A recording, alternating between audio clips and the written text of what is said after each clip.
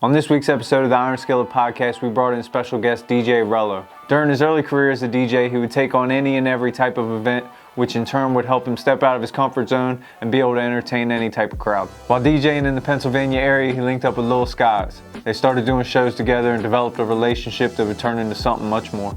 In this episode, Rello talks to us about how he fell in love with the art of DJing, what the lifestyle is like going on a major tour, and how he's elevating his business ventures. Let's jump into it.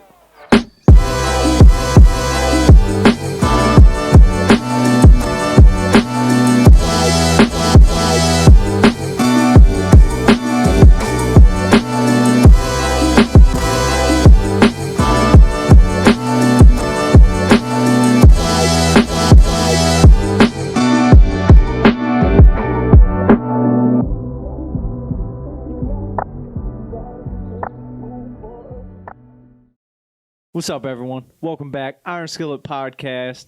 As usual, if you haven't tuned in with us before, we are a group of creatives that focus on individual and community growth, and we seek to inspire. And hopefully we do that in this interview with special guest DJ Rello. Yes, sir. All the way from PA, fresh off the Rollin' Loud Festival in Miami. Yeah, that was pretty nice. Nice little virtual Rolling Loud for the first time. It was nice to do that. We're gonna dive into detail on that here shortly.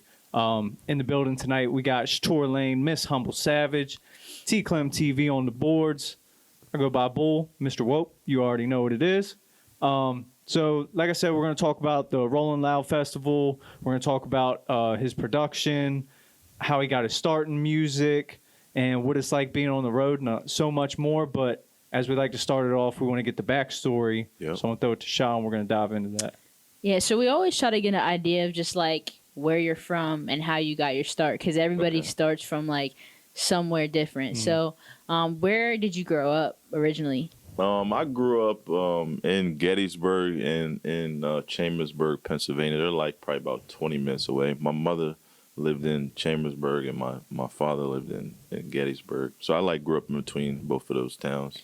Were you always into music and stuff like that, or like were you ever doing other stuff and found music? Yeah, definitely. Always into music. My mom, she always stayed with CDs. I remember she was a part of some CD type of program back in the day where you can I remember she'd fill out a thing of CDs that she would want and they would send her something like that. I remember that. We did the same thing. We did that with CDs and movies. Yeah. It was every month you get 10 CDs or 10 movies. Right, yeah. My mom, she would do that, so she always had the latest CDs. And then my dad, he would come get me from Chambersburg when it was time to go hang with him. Mm-hmm. And I just remember him just blasting music the whole way over, and I just loved it. I was can you turn that up? I don't even know what you're playing, but just turn that up, yo. That just sounds good. It just sounds so good to me. Did they have the big booklet full of CDs in the whip? Oh yeah, most definitely. My pops was one of the first people that I would see that had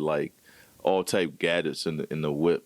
He had a 12 CD changer and shit like that. And I was just yo, they didn't even have that type of shit back then. That's big. But he would always find a way to that type shit. I think I kind of picked up on the little tech and gadgets type of fetish.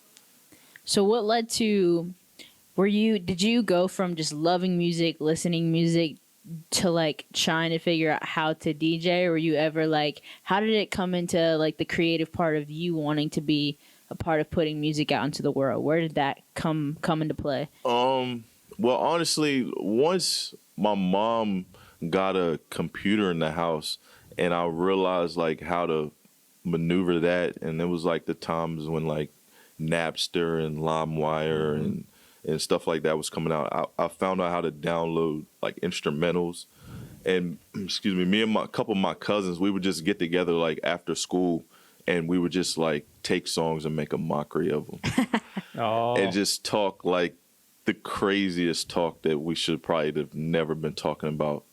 And we would do that, and we would just be rapping and singing. We wasn't really taking it too serious, but I feel that's what I started learning, how to engineer tracks a little bit, and I started learning how tracks were broken down because I would just follow the artists' beat patterns or they rap cadence, and I would start realizing like, okay, well this person, he's rapping 16 bars, but he's like switching his flow every 4, and I would just realize like that type of stuff. I would just picked up on that probably like at a pretty young age. Definitely pretty young age. I can relate to that. I feel like everybody's had that moment where you're with your cousins or your siblings, and you're just like blasting music, just reckless, knowing you should not be doing it. You hear the door crack, and you're like, "Oh, everybody, be quiet." Yes, definitely. The CDs to this day. I mean, I still would not want my mom to hear that. Like, still to this day, I still have a CD of it at my house, and I'm like absolutely terrified to listen to it because I just, it's really, I know it's just one big cringe moment. That's hilarious. I think every artist has that, especially first starting out. Like, I cringe just listening to stuff from 5 years ago. Yeah, Just, I mean, we was like just a bunch of young, like little horny adolescent kids. So it was like, you know what I mean? It was like really we was just talking about a bunch of stuff we really wasn't even experiencing yet. We just heard like our favorite rappers talking about it. And we was just emulating it type shit. Yep. That's so funny. So how did you go from making songs with like your friends and your cousins to wanting to like DJ? Was that like young, like still in the younger part of your life? I would say a lot of my uncle, honestly, my cousin, excuse me, he was like one of the first DJs in my area. I remember him DJing from a young age, as well as my uncle. He didn't do it as early as my cousin, but my cousin literally was like one of the first DJs, like from where I'm from. So I always looked up to him. He's one of the type of people that always is like down to give advice. Like he gets geeked up. Like if you asking him something about, you want him to explain something, he gets super geeked up. Yeah. So I always had him to look up to, and he always like stayed with gigs like every weekend. Like, yeah, I'm about to go do this party. I'm about to go DJ at this club, and it wouldn't even be from places around here. And I just always admired that. So I definitely would say my cousin Daryl, DJ Grand D, he definitely inspired me like at a pretty young age. I definitely looked up to him. He had it popping for sure. That's dope. For sure. That's awesome. That's nice to have, a role model like that, especially in the music scene, and somebody who's out there making moves. You know what I mean? Not everybody has that aspires to do something with music, and not everybody knows the path to take. So it's cool that you got to see that even before getting into the DJ. Yeah, for sure. Yeah, he stayed with it. He always stayed with a job too. So that was just real inspiring. Oh, I'm man. like, he really was doing it. Like he worked through the week, and the weekends he DJ all weekend and probably take a day off on Sunday. That's a real role model. Yeah, he was getting it. That's how you know he loved it. Yeah, for sure. Exactly. He definitely loved it. That's amazing. Yep.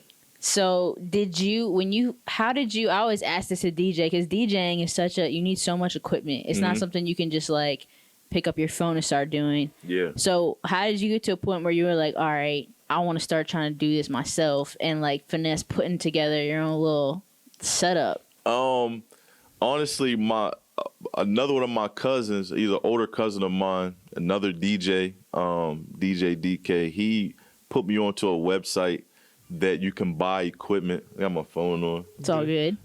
It's all good. Like no worries. Like I'm important or something. But yeah, my cousin, he put me on to a website to where I didn't have to pay for the equipment up front.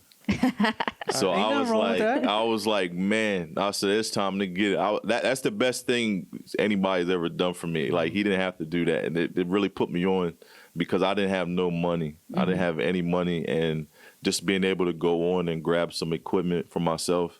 And I think I paid probably like $1,700 for like everything, and was borrowing a laptop. But that made that $1,700 back so quick. Oh yeah, so quick. I was very thankful to find that.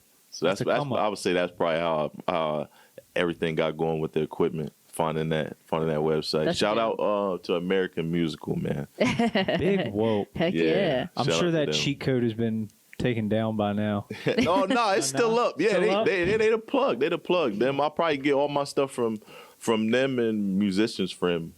They hooked me up.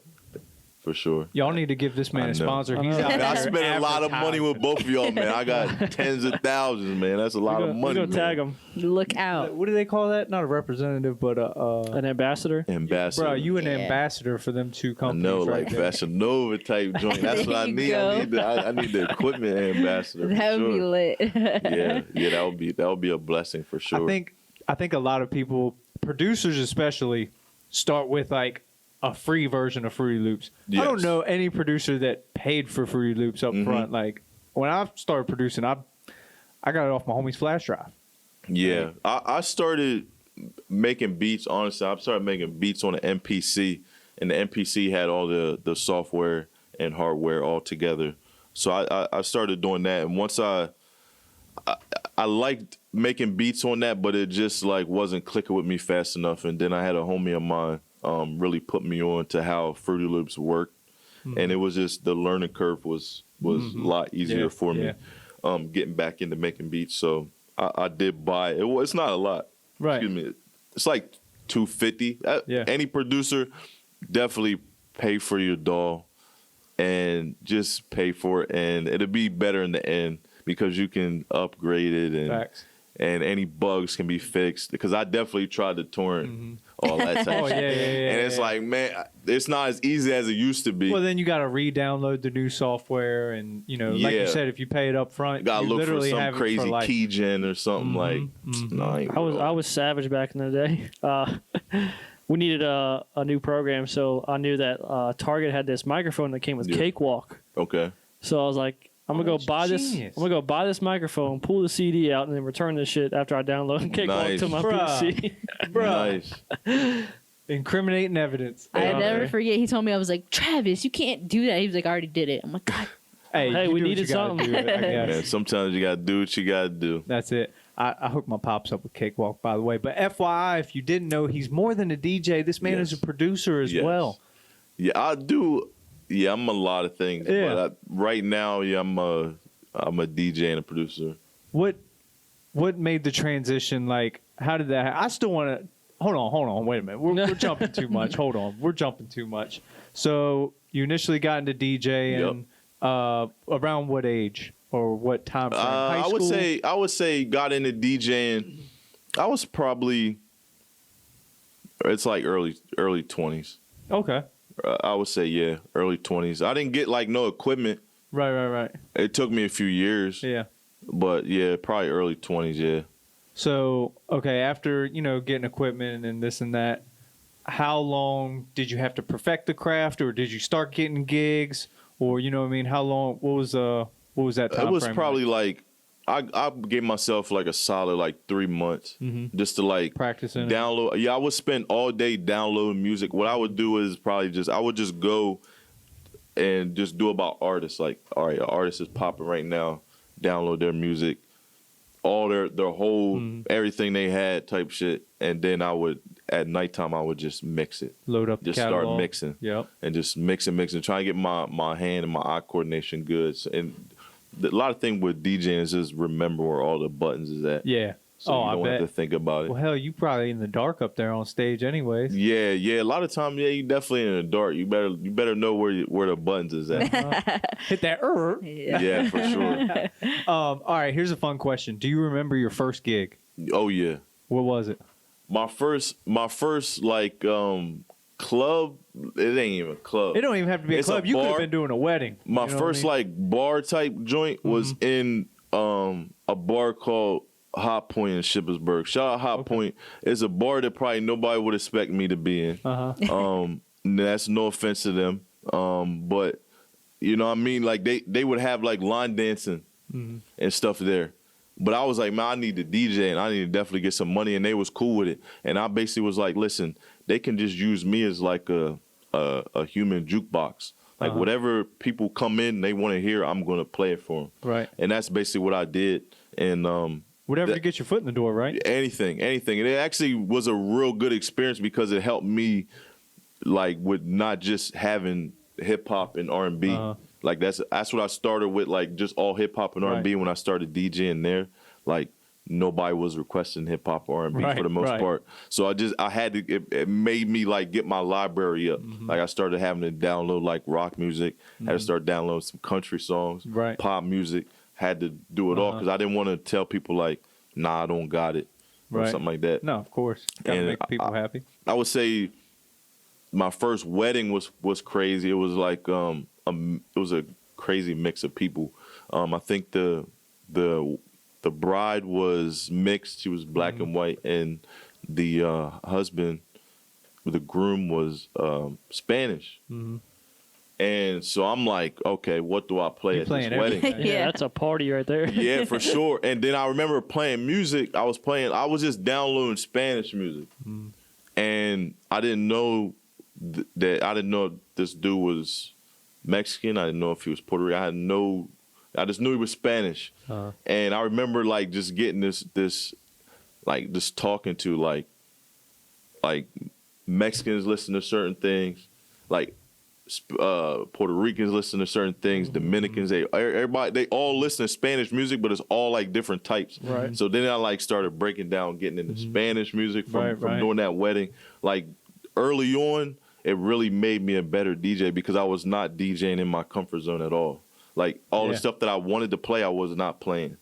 I had to play what I had to play what everyone else was. I would go into a situation where I was like, I don't know if I'm ready. I don't know if they ready, but it was like you got to be prepared.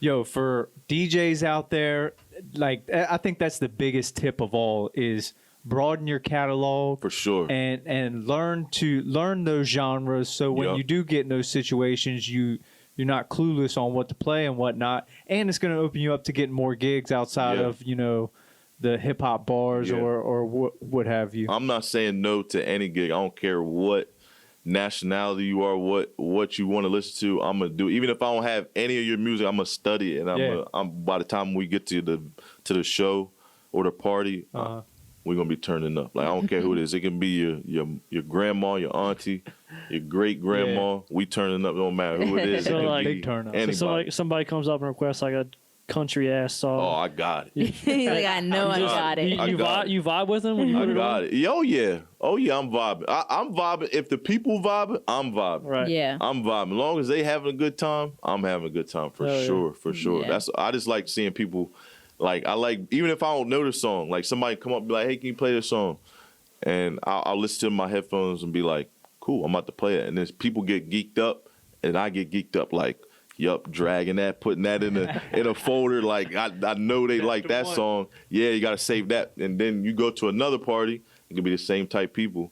You drop that song and they like, How you know this? yeah, how you know that? Yeah, it's like, hey, you know what I mean? I do my research. Like, Yo, I'm gonna come out on the other side of this podcast as a fucking DJ.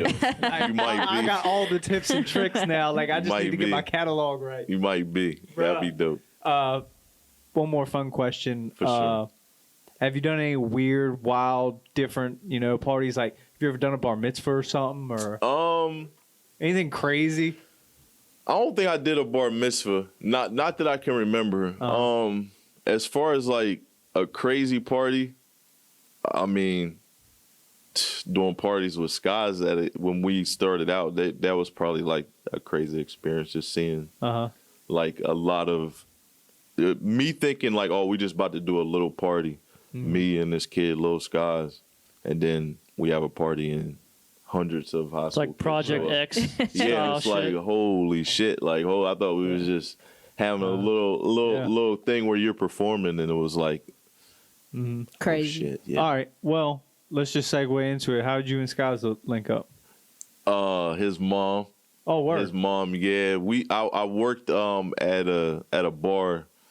I DJ'd at a bar that she worked at, and I just went in there and I was just humble and I didn't really say much. Honestly, I didn't talk on the mic or nothing. I honestly would just go in, play some dope music, take some requests, and leave.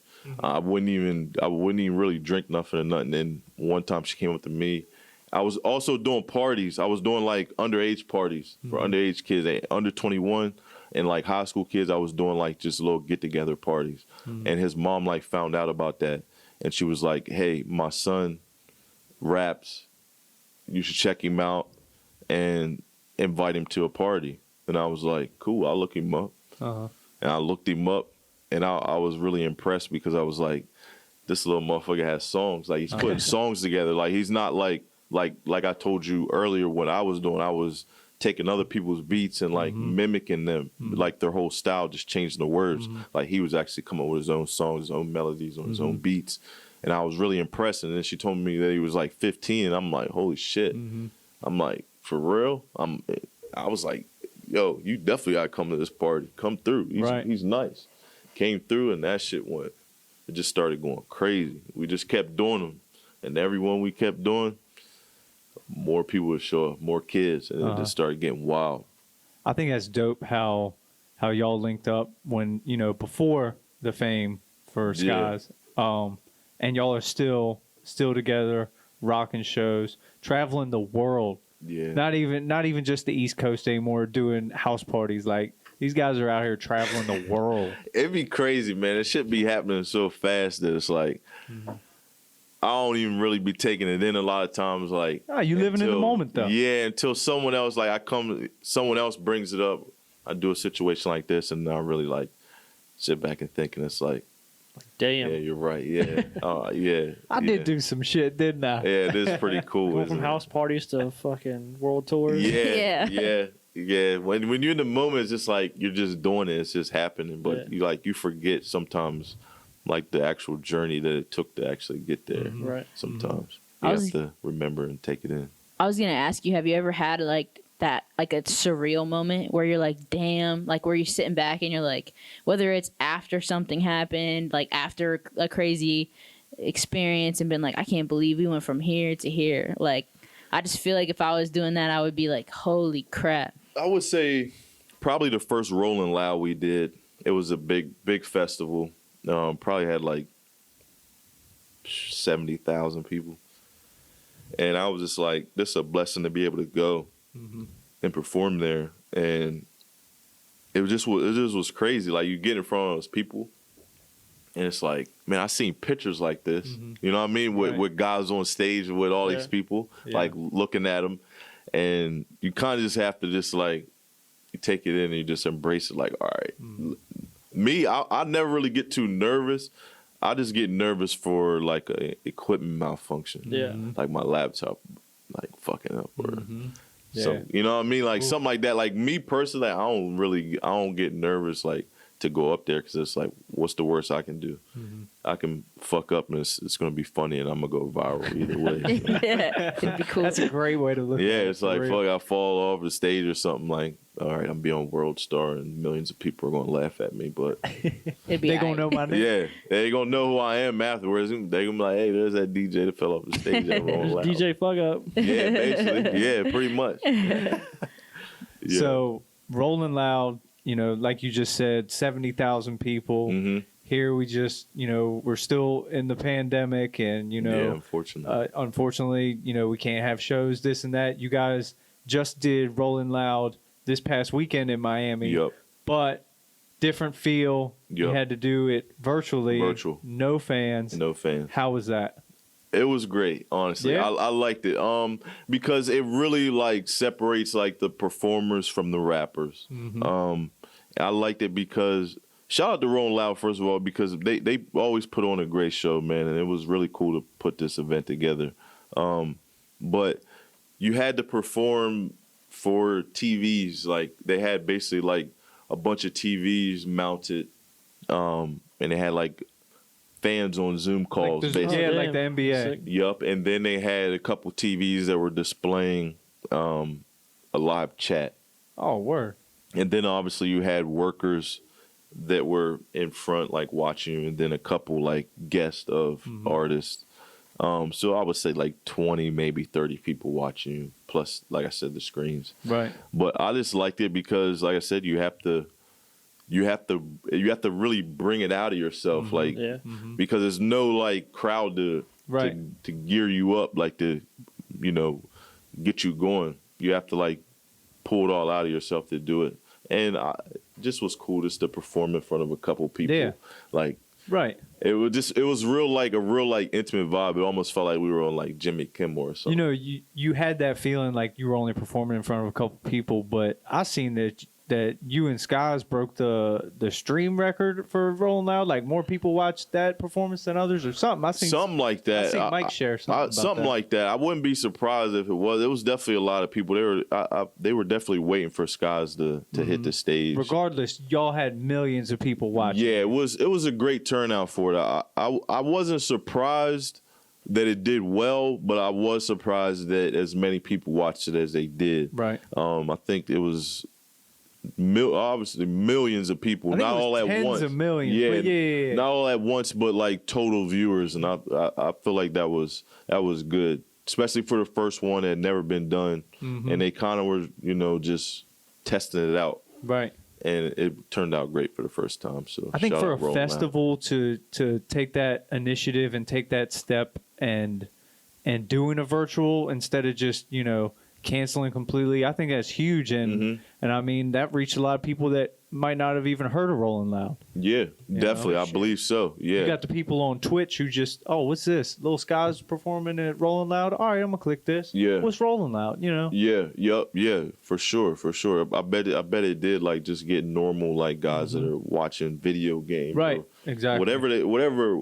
Only thing I watch on there is like people playing live video games. Right. I'm not sure what else they offer. I'm sure it's something else. Man, I think they do it all. I was living in Colorado, and everybody out there would literally be DJing in their bedrooms and on Twitch, and that's how I was introduced to it. I didn't even know it was gaming. I just thought it was like DJs in their room, and then people are donating. I'm like, shit, man, this is maybe crazy. I need to hop on. We need to Twitch. get Yellow on this. I've seen a bunch of DJs on there just like I'm going live night DJing a set. I seen a couple DJs be going live on like Periscope. Okay. One of my homies, he goes live on Periscope like once a week, I think. I want to get back to the touring, but while we're on this topic, do you DJ on live sets? Go live on Instagram, Facebook, or anything? I did a couple times, but I'll be DJing like in the attic of my crib, and I'm tall as shit, and I can't really stand up. Like I can stand up, but I really can't like stand up comfortably up You don't there. be turning up comfortably. Nah, I'm in the process of like getting a studio together, so like out of my house type studio. So once I do that, I'll probably do it more. Like if I had a space like this, my own little space outside of my house, I would do it more. You got one room too. Yeah, for sure. I could always go holler at J-Law at One Room Media for sure. Shout out Jay at One Room Media. Yeah, for sure. I want to get back to the tour if that's cool. Yeah. Let's do it. What's it like? Okay, if y'all aren't hip, DJ Rello has done multiple tours. He's been on tour with Skies, Wiz, Sway Lee, Lil Pump. Yeah, I'm sure I'm missing a lot. Uzi. Yeah, shout out to everybody I've been on tour with. I'm sure I ain't gonna name them all, but yeah, that's big. So what's the tour life like on the road? Kind of sum that up for the listeners. Well, everybody thinks tour life is like glamorous, and it's not. Like the rock star life. Nah, motherfuckers is not showering like that type shit. They not showering, yo. It's crazy, man. It's crazy. Like you feel, you basically on tour. You a trucker for 2 months. You gotta live like a trucker. That's what you gotta do because you want a bus, and the bus be having a shower that's not really a shower. You know what I mean? Like you don't want to shower on a bus. Hit them truck stops. Yeah, like basically what you do is you'll travel, like you'll wake up and you'll perform and then you'll go to the next venue. You wake up at the new state, whatever, new city. And then it's like a free for all because you have whatever artist, all their people, production of the tour, the people that work at the place, and there'll be like 8 bathrooms. Oh, God. If that. So it's like literally from the time you get there in the morning to the time you're about to leave, people are fighting for a shower. Y'all using the stalls with the fans. Listen, anytime you have to wear shower shoes, it's not a comfortable shower to me. It's not a comfortable shower, and that's what you have to do all tour. Yeah. Because you're showering right after somebody. Right, Yeah. right. You know what I mean? And in a small box, most likely at a venue. And it's just, to me, that's not glamorous. No. You know what I mean? Like you have to wait around all day, not showered, and then you have to go perform, which is great. I love going and perform. Yeah. You basically wait all day to perform, and it's basically a day full of bullshit to get to the performance. But performance great. And then afterwards, it's basically just a big ass party. Party till the next night. That's dope. All right, aside from the hygiene aspect, sounds pretty dope. Well, aside from Yeah, the bus life, I too. mean, yeah, being on tour it'd be dope. I mean, because I don't be partying like that unless I'm DJing. So it'd be dope to like be in a party setting and not have to worry about playing any music. Right. You can just relax. Yeah. When we was on tour, our first couple of tours, like we definitely wasn't doing no partying until we went on tour with Wiz and Ray Shamir and like Sway Lee. Then it was like, That all was right, the party, now, huh? yeah, it was definitely a party. Them dudes know how to party, and it's like not even like just like a party. Like they will be like they turn their sessions, they recording sessions into a party. Right. And just whatever vibe they want on a song, they like bring that vibe to the studio. That makes sense. It does make sense. I was like, this is fucking genius. Like, if you want women to be shaking their ass, like, why not invite a whole fucking bunch of women to come? And if they ain't shaking the ass to the song, then they not gonna shake the ass to the song once In real life, yeah. So it's like, you know what I mean? You gotta bring that type vibe. You know what I mean? If you want, you know, a grimy or grittier vibe, Right. you're gonna invite the homies, and Right. you know what I mean? You just gonna be in there on some vibing, on some guy gritty type shit. So that's one thing I learned on tour. If you want to get a certain type of vibe, you gotta bring it to the studio. Yeah. All right. Well, another thing on tour. So you mentioned Wiz, Sway Lee, Pump. Did you ever get like starstruck at all? Nah, at least I don't think so. I don't think I call it starstruck. But I remember we was on tour with Wiz. Uzi was cool because he was just like, he's Uzi. Just a dude, like normal guy. Wiz, I ain't say nothing to Wiz for like the first like. We was on tour with Wiz for like almost 2 months, and I ain't say nothing to Wiz for like the first 2 weeks.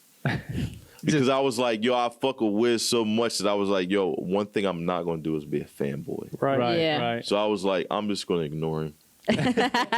Like we're in like the area getting lunches and dinner and stuff. They prepare meals and stuff for you, and it's like everybody's in there. Anybody you're on tour with, you're gonna bump shoulders with them, and I'll be right next to him. I wouldn't say nothing. You probably fucked with his mental. Like, why isn't this dude saying anything? I wasn't acknowledging him at all. And then we did one performance. It was like after Jimmy Wapo had died, and we did a performance in Pittsburgh. And I remember going off the stage, and he just like looked at me. He was just like, "Yo," and he was like, "Yo, you killed that shit." And I was just like, "Thank you, yo, appreciate that." And then it was like, all right, now when I see Wiz, I'm gonna say what's up, because I'm like, he acknowledged me, and I'm not on no groupie shit. I ain't on no weirdo shit.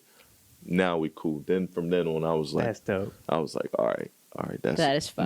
Now we ain't cool like to that type point, but we cool Like, on I can tour say type what's shit. up. Yeah.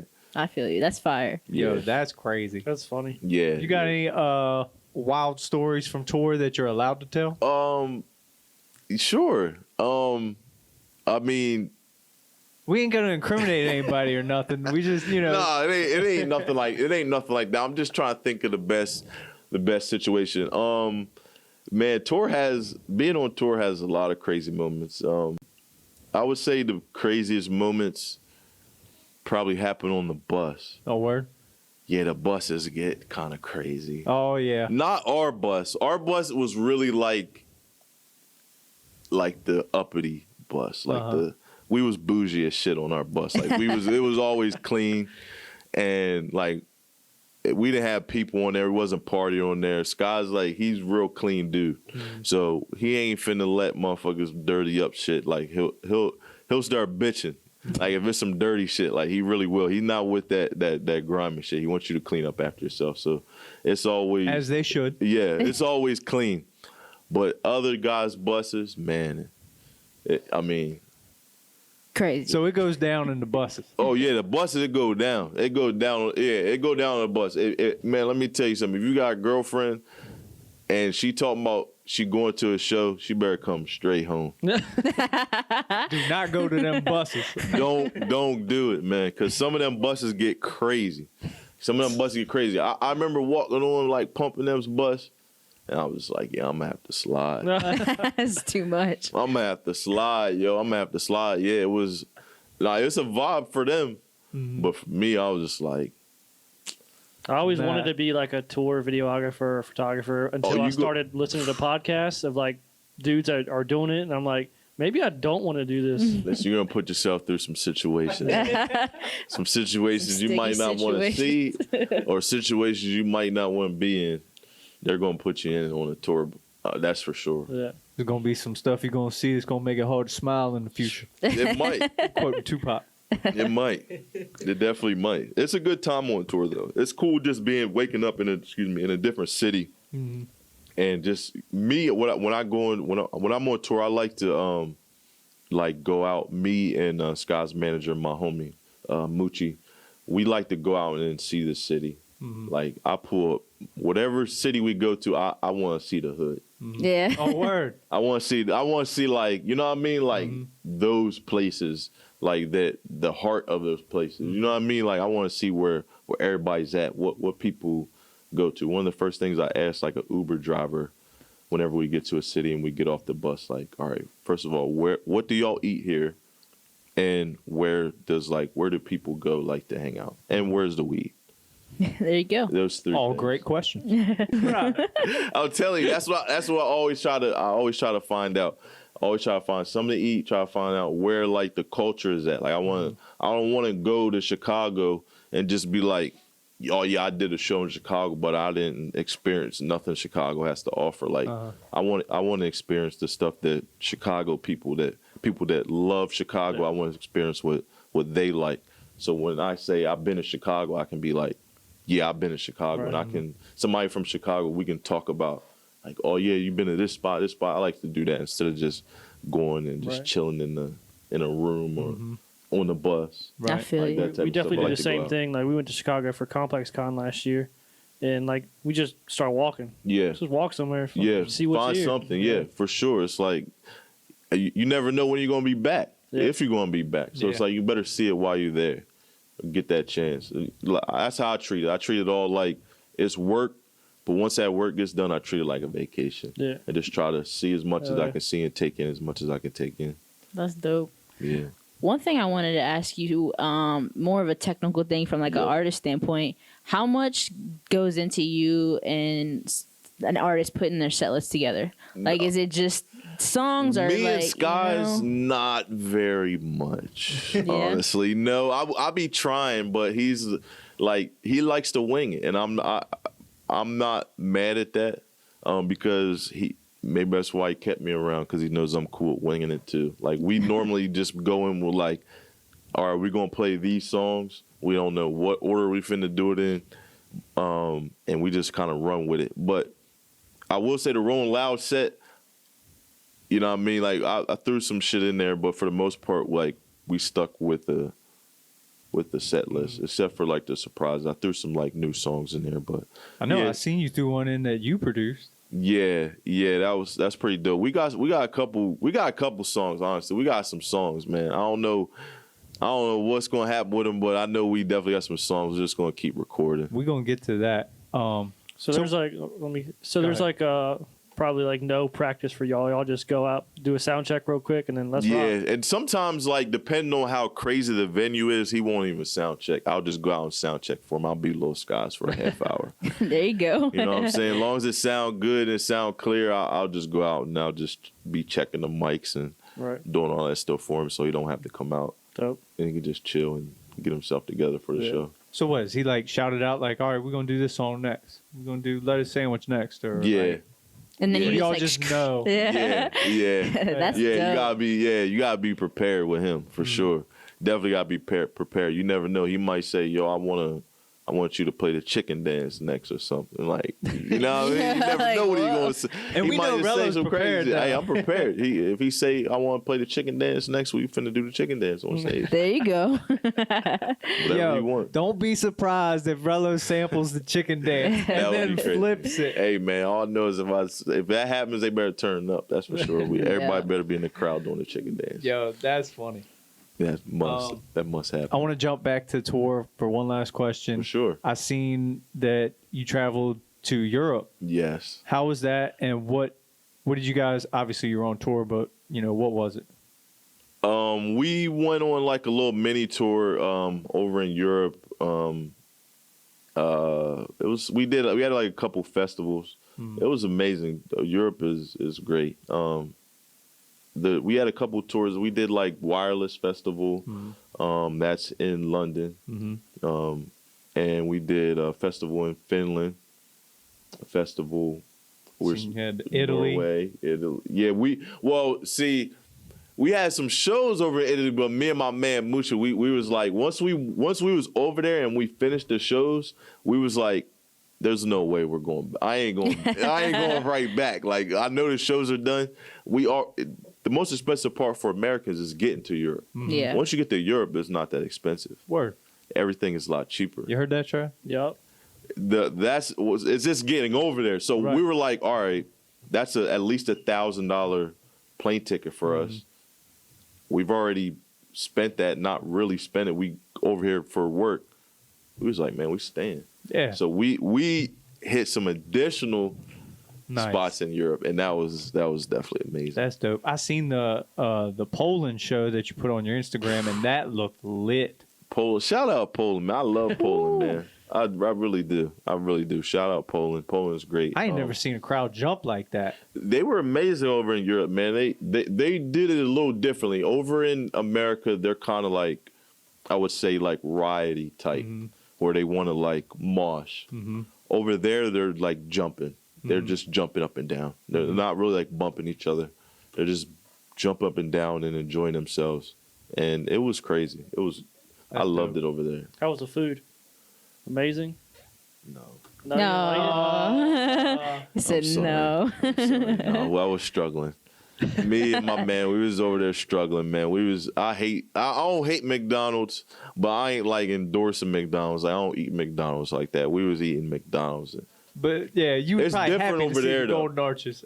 Oh, That's what I was that. loving it. Over there, McDonald's is actually pop. It's way better than American. They got a different McDonald's. menu over there. Way right? better than Yeah. American McDonald's because they're cooking everything a lot more fresh. I don't think they have as many preservatives as we use. And they had a different menu. Them motherfuckers had wings. They had tacos, like crazy Yo. shit. Oh my It god. was amazing, yo. I was like, yo, this is good ass McDonald's.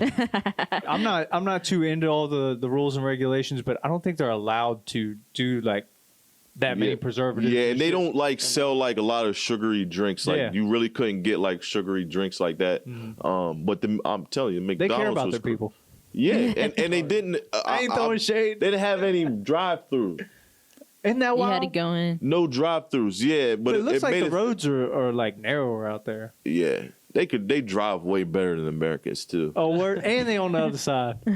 Yeah, over in I think that's London. Oh, is that right? Yeah, Really? And everywhere else is like normal? I don't know. I'm I not- just remember. He I'm said I was asking. just riding. I'm I asking. don't know. I can't remember, man. Every time He wasn't especially driving in the car, anyway. yeah, you like half falling asleep and shit. I seen trying a to thing catch the up other on day on sleep. Facebook, and it was like America's food's banned in like 30 countries. Like I believe it. that's how it shows you how bad American food is. Oh, we eat like, man, we eat good shit, but when you go over to Europe, they're craving our shit. They're like, what's it like eating this? And I'm like, It's like crack to them. yeah, I'm like, what are you talking about? It's nothing. Like, I eat that all the time. And they're like, what, for real? You just never know. Like, a lot of stuff that we eat all the time and think is nothing, like, they really, like, cherish. One time I linked up with one of my Filipino friends in LA, and I was like, he's like, yo, what you got there? I was like, it's a Pop-Tart. You ain't had a Pop-Tart? He's like, no, what's a Pop-Tart? Pop-Tarts are pop. Man, he was just fucking with me, man. They got Pop-Tarts. over there. He's giving you a hard Yeah. time. Give me a hard time. Yeah, I think, Pop-Tarts. I think I definitely seen Pop-Tarts over there.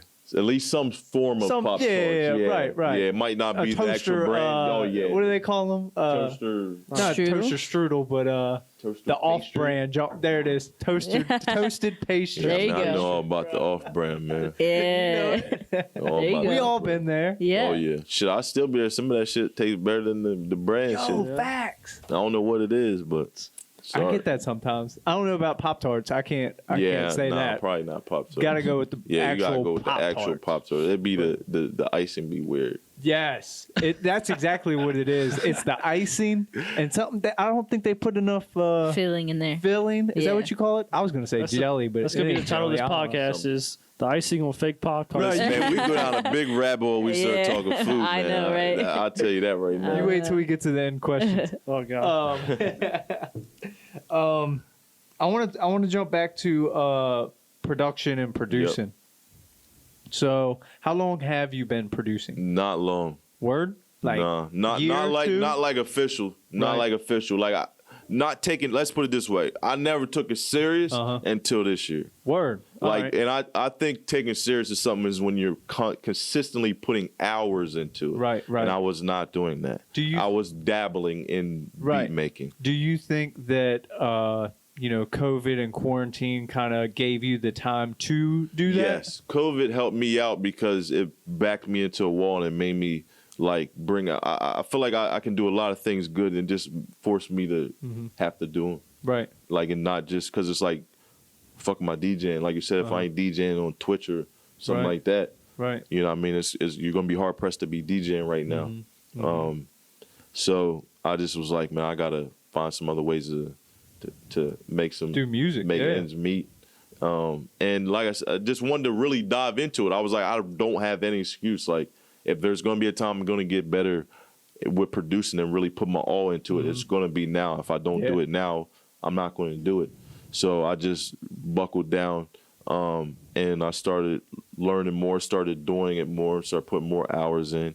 And I just, honestly, I started opening up myself. I'm like kind of like a closed off person. Like I'm like a turtle. You know what I mean? Like I stay in my shell. You know what I mean? Till I get comfortable with you, Right. not come out. Right. And then you like, oh, this shit's actually kind of cool. You know what I mean? Like I feel like that, and I kind of just started putting myself out there more, and I started meeting other producers.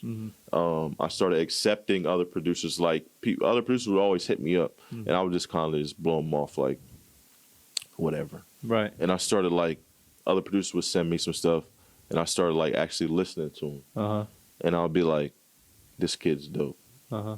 and like let's collab, and it made my life a lot easier, and it made me learn a lot more because I was learning from the kids I was working with. Like I would they would send me a loop or something, I'd lay some shit down, send it back to them, and you know what I mean, like we were just working like that. Like let's just whenever I would get stumped, I would just send it off instead of like really Sitting on it. fighting my brain Yeah. on it. I would just be like, my brain is maxed out on this beat. You can either finish it or you can just leave it. And they would finish it and they would send it back, and I'd be like, man, this shit's fire. You know what I mean? I started meeting some kids that was really good. And I started just linking up with them and learning more, and it kind of just opened up a whole new horizon for I think me. that's dope. I seen that on your Twitter that you wanted to start collabing more with other producers, and I Yeah. think that's dope. Just the whole networking factor. And That was my biggest thing, man. I've been on a lot of tours and stuff, and like I said, even with just telling you the story about Wiz Khalifa and me not saying anything to him, like I'm not like a guy that's like gonna be like super open with people off the gate, but it forced me to be like connect with people and talk with people more, and just be not that I'm not friendly, but just made me be more friendly and like talk to people and collaborate. Yeah, and I just never did that. And it when you do that and you connect with people, it just broadens your network. And I started realizing that, and it just worked. I'm worked sure some of wonders them for me. kids are looking at you like you looked at Wiz. You know what I mean? They maybe, but they shouldn't. I be trying to gas them up, man. I be trying to gas them up as much as I can. Like I be working with a lot of young guys, man. Shout out to my guy Steve. Shout out to my guy my guy Vender, shout out my guy Hefe, man. I'll be working with a lot of young guys, and that's probably the three that I work with the most. As far as like young guys, and they help me a lot. They help me a lot, and they really fire. They really fire young producers. You That's know dope. what's probably crazy is like, you know how your uncle was like Yup. that for you? You probably don't realize it, Yeah. but you're probably that for them. Yeah. I'll be not thinking about it like that, but definitely because just like with the Rolling Loud set, like I dropped some songs of some producers that didn't even know their song might be dropping. Me and Skies played some new stuff, and just after the show, they were just like thanking me like crazy, like, yo, man, thank you so much. Like, you just played my song on a huge platform in front of a bunch of people. You got everybody hype. And it was just like, hey, man, I appreciate you guys, man. Like, I'm glad to be back on stage performing your song. You know what I mean? Like, it's just everybody's helping everybody, and that's what I'm all about. Like, I like connecting with people, and I like working with other people, and just doing that, making it easier on myself. Like, two minds are always better than one. You know what I mean? That's how I feel like. Facts. You definitely proved that with everything you and Skies have accomplished. Yeah, for sure. It's been great. I know ahead. one thing you said on your Twitter, and I wrote it down because I think this is a great talking point. Yeah. It says, artists and producers, your business owners, it's time to start acting like it. Yes. I feel like that gets Yes. so overlooked. That was a tweet from my lawyer. My lawyer, shout out Carl Folks, man. My musician lawyer. That is definitely true, man. You have to be definitely in tune with the business, and I've realized that that's another thing that the pandemic helped me with, is just getting everything behind the scenes in order. Yeah. And just being more of a businessman. And like before, I would never. I hated taking phone calls. Like I didn't like taking phone calls. And like now, it's like I'm dealing with guys. I'm collaborating on beats, and they calling me. It's like, what I'm gonna do? Not answer the phone? Like, Yeah. You know what I mean? Just because I don't like talking on the phone. Like, eventually, I just was like, man, I got to get over. I got to be more of a businessman and handle my own business ventures well. So then I can so people can look at me and be like, yo, Rello handles all his business great. So it makes people less like weary to work with me. Like, hey, I know Rello, he handles all his shit. He treats everybody A1. You know what I mean? Everything's good with him. That's how I like to be. So I had to like really tap in with like the business side and just start learning more, you know what I mean? Taxes, you know what I mean? Write-offs. You don't like, Yeah, it's like you don't want to really have to learn that stuff, but it's like, man, if you don't start, it's like you're just putting yourself behind. The earlier you learn that stuff, the better life's going to be for you. I feel you. I feel like that's a big piece of the puzzle that because it's hard and not fun, people overlook it. But like, if you took the time and all this downtime to get those pieces together, by the time everything comes back around, it's, you know, it's just another level of what you can do, you know, for sure. That's how you have to look at it. That's definitely how you have to look at it. Shaw, how much more you got? I got a couple, just like maybe 2 or 3. Go through it, because I got some fun questions. All right. Good. One of the things, and this is real quick, you don't have to go super deep, but it's like, what do you look for in people that you do collaborate with? Like, is it just the sound? Is it, you know what I mean? I listen to them. Anybody that sends me something, if they want to collaborate, I listen to them. I listen to it, and if I like it, then I'm like, cool. And then I kind of like fill them out. I'm like real big on like, I don't like weirdos. I feel you. I really don't. And Skies really hates weird people. Like anybody acting like off-put, like just acting weird. So I kind of like try to fill people out before I like bring them into my space, and then eventually bring them into like our space, like me and Skies and our little circle that we have. So I like to fill people out as well. I'm big on like relationships. I'm a person, I go by like, I like to have good relationships or none at all. Like I don't like to have bad relationships with people. I would rather just let them be and let them be themselves. So I would say a certain sound that I would like first off, and then I would definitely like just make sure I like them as a person as well. That's lit. Yeah. background checks. Essentially. Thought, don't be a Essentially. weirdo. Yes, Right? please. Don't be a weirdo, man. I'm really like the most easy type going. I'll do whatever. I'm not a person. I don't say no a lot. Just because I don't feel like I have to. People don't ask me anything real outlandish or crazy for me to be saying no. And I was like, "Yo, Rello, you want to get on a podcast?" He said, "Yeah, hell yeah." Yeah, I was like, let's do it, man. I'm hype. I've been wanting to do some podcasts. So this is my first one. Won't be my last, but this is a great start. Dude, you're definitely carrying yourself very well. Thank you. Like Appreciate this it. is like a regular thing for you. Right. Appreciate it. One last thing I want to touch on before we get to the closing stuff. I think Yep. it's important the level of success that you've reached. And I saw on your Instagram you had yourself going through a set list and you were talking about how you practice Yep. and you'll give yourself an hour Yes. and you put a clock on yourself and how much can I mix within Yes, that hour? I would definitely say as for DJs, that speed is going to be key. You have to know where everything's at, and you have to know how fast you can mix in and out of songs. I try to do that with DJing just to get myself like make sure I'm sharp, and then with producing too. I don't really try to like force like a certain time limit, but basically I give myself like a half hour. Like if I don't have like something solid by a half hour, I either send it to somebody else if they want to finish, or I'll just save it for later or scrap it. I try not to like harp on it for too long because I feel like music's just something that kind of just when it clicks, and if you feel it, you feel it. And I don't like to really like fight a lot of beats and stuff like that. So I kind of just let it happen. But in about a half hour's time. So I would say try to get a beat done within a half hour and try to get like a speed mix done. Like just try to mix in and out of songs as fast as possible for an hour. Just to get your speed right and make sure you know where all those buttons at. As a DJ, it's going to help you out a lot doing that. Man, this guy is just dropping gems. All podcasts for DJs and creatives in general. For sure. Most definitely. Got to do it. I feel like on the producer side of that, like if you just keep listening to it over and over again, you'll just start to hate it. Yes, you're exactly right. Yes, you would definitely start to hate it. Yeah, and you're just going to keep picking it apart. It could be some dope ass shit, and you're just going to be like, Yup. And you're going see to it get all the tired of time. just from hearing it, not because it's bad. Yeah. Yep. So we like to wrap it up with some. I got some fun questions. Shaw's gonna hit you with some little more serious questions.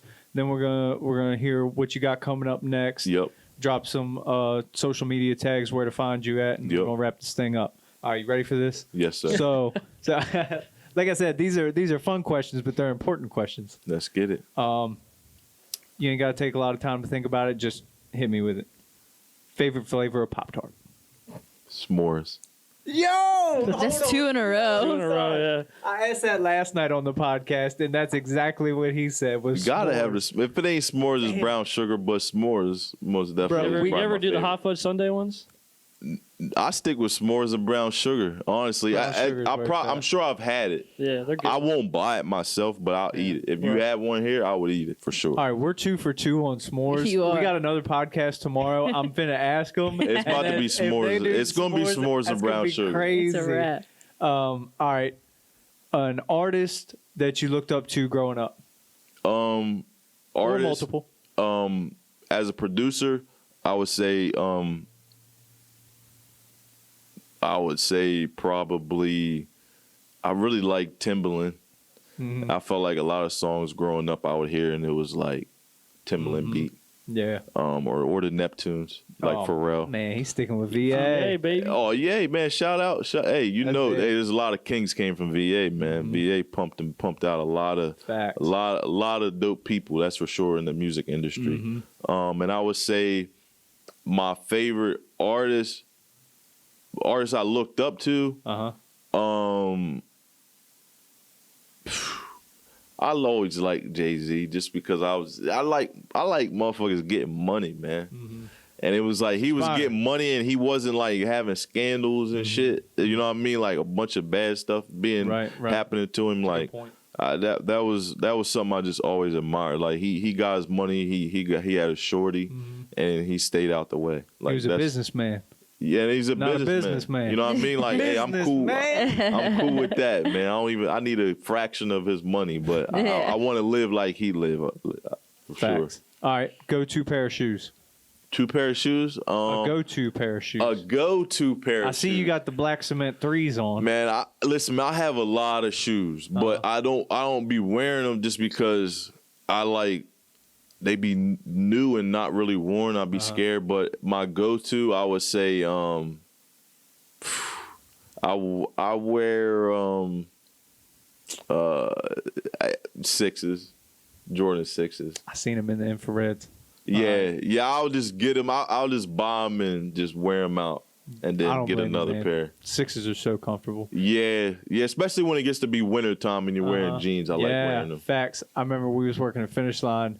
Me and Shab both bought the Oreo 6s. Yeah, we just because did. we had to have them. You had to have them. Had to have them. Seen it and was like, fun fact, before the podcast, we was chopping it up about shoes and whatnot. Yep. And brother was like, man, they wouldn't hire me at Finish Line. Wouldn't hire me. Yo. I'm like, bro, if you'd have Local came down Finish here, Line I'd have wouldn't hired hire you me. on the spot. It's crazy. I was in there spending money all the time. I'll be in there telling they workers what's up with shoes. They wouldn't hire the kid.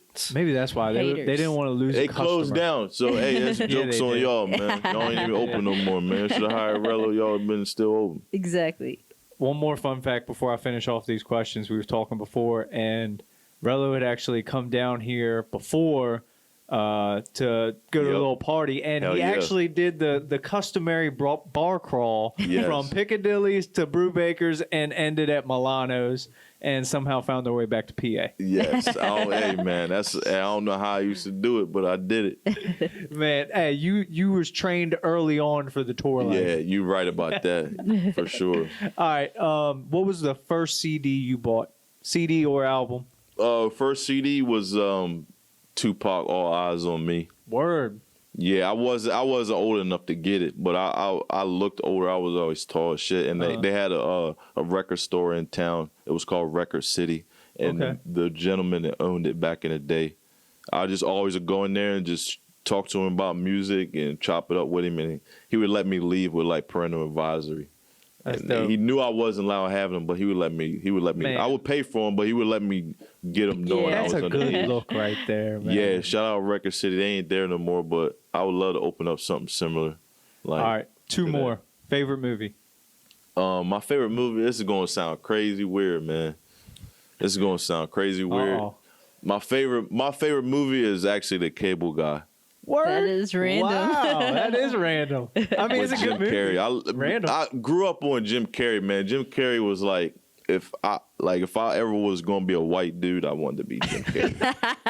That's hilarious. You know what I mean? That's Like, so funny. seriously. Yeah, he just made me laugh. Like, no matter what the hell he did back in the day, so it was like I just loved him. I've been cracking up all podcasts. I mean, that makes sense. Yeah, I love Jim Carrey. Shout out Jim. All right, kind of serious one. What helps inspire your creativity? Inspire my creativity. I like to honestly, I like to set a mood. I'll like light some candles or some incense and like just find a vibe. Like I'll start listening to music first and I'll Yeah. like get into it, and then I'll just figure out like what type of direction I want to go into making a song, and then go from there. But I definitely gotta create the vibe. With me, I'm always gonna have some incense or a candle.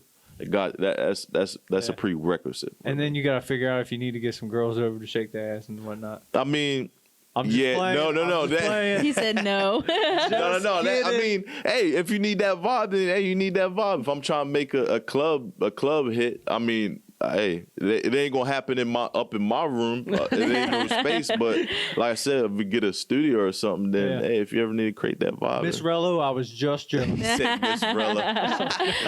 Miss Rella. That's what people call my mom. Actually, That's some so people funny. said that to my mom. Oh, okay. Well, Yeah. I'm just joking to her too. Yeah. Oh, it's all good, man. You got it, Shot. It's all good. All right, we got these things called closing questions. They're real open ended, so take your time, just kind of think about it a little bit. Yep. The first one is what's something that you're working on improving in your life right now, and it could be music related, it could be anything, and then why. Honestly, and I'm glad I actually got to talk about this. It's probably working on anxiety. Because it's like me, I don't get anxiety doing stuff like this, and I don't get anxiety like performing, but I get anxiety in weird positions in life.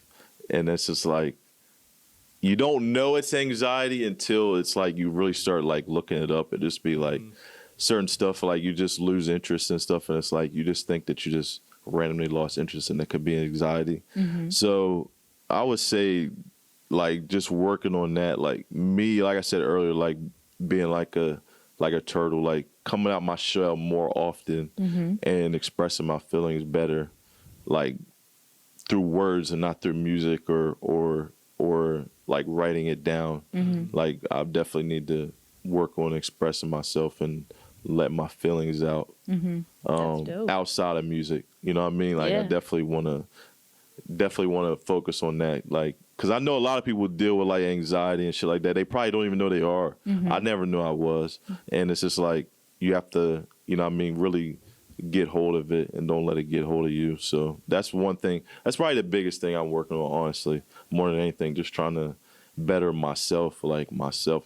Like now I'm good. Like I'm good, like as far as like my job and like my life and my career and stuff like that. Like, and now it's just like, all right, let me get my inner and my brain, like, you know what I mean? All one right now. You know what I mean? So I'm like, I can really be like good, like where I'm like really like living Heck like yeah, good. man. Not that I'm not now, but it's like, you know what I mean? Everybody goes through like little stuff. So it's just like getting over it and dealing with it. We all That's got things awesome. to work on. Yeah, for sure. Yeah, we promote good mental health like hard. That's For sure. For sure. Yeah, it's definitely key, man. It's definitely key. It shit is so easy to fall into a negative mental health. It's very easy. It's very easy to do that. And just a lot of people are dealing with that. So I just, anytime I can, I like to let people know they're not the only ones dealing with that type of shit. Hell yeah, man. especially now too with COVID. It's just like Yeah, man. tough. Yeah, it definitely messes your mental. Definitely. For sure. The next one is, what does success look like for you in your life right now? So what would success look like to you?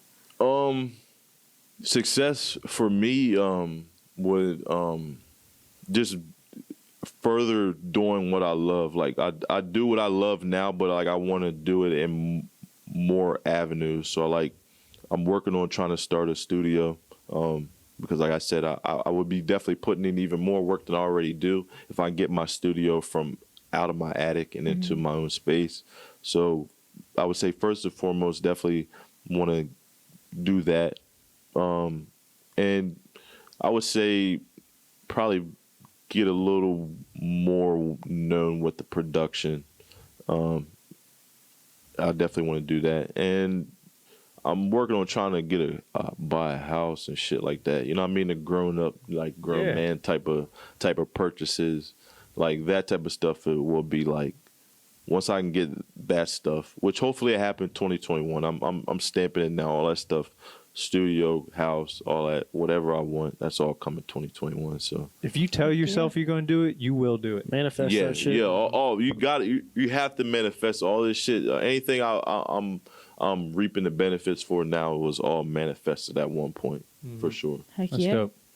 All right, last one. And if you could give a young version of you, anybody that's trying to come up in this creative path, whether it's music or anything, one or two pieces of advice, now knowing what you know now, what would that be? Find people that do the same thing or want to do the same thing as you and connect with them and listen and talk to people.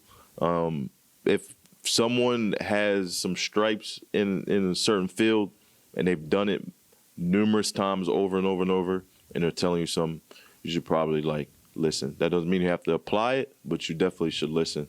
Because a lot of times people don't give up game easy. Yeah. So if they're giving you some game, like you should probably try to find some way to put that into your life. So that's what I always try to do. And I feel like young guys, they need to do that more. Not saying, like I said, not saying you have to apply anything, but you should definitely, if a dude or a lady, they've been through a situation that you've been through and they're trying to tell you something on it, probably just, you know what I mean, you should definitely give them a listen. And I would tell my younger self to probably listen to my old heads and my elders a little more. There you And go.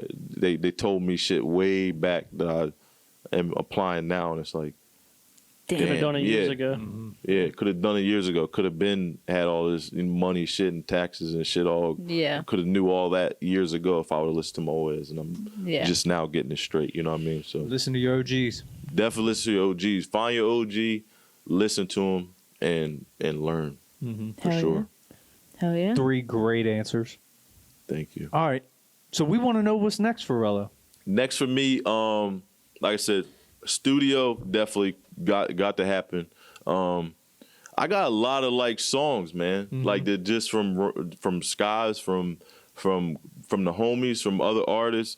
And it's like maybe try to put like a project together, a little something together. Maybe with my beats or a couple homies' beats and artists that I rock with.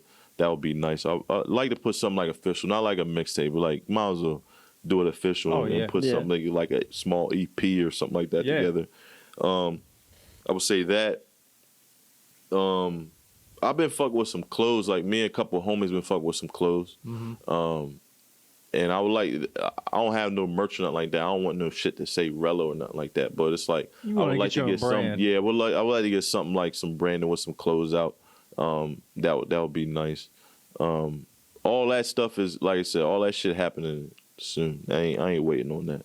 I ain't waiting on that. That's finna happen. Just like the house and the studio. Yeah, Stamp that. Yeah, all that shit happening. All that shit's happening, man. The clothes, the studio, project. I'm finna do all that. It's like there's no time to be holding back. That's big. That's big. Inspiring. All right. Tell them where they can find you.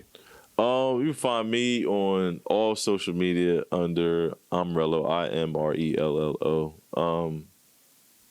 Anywhere really. I think it's all the same. All the same tag. And yeah, Yo, that's where you find me. I'm Rello. go check out the homie. Soon to be on Wikipedia. Soon, yeah, man. I need a Wikipedia page, man. I need a Wikipedia page.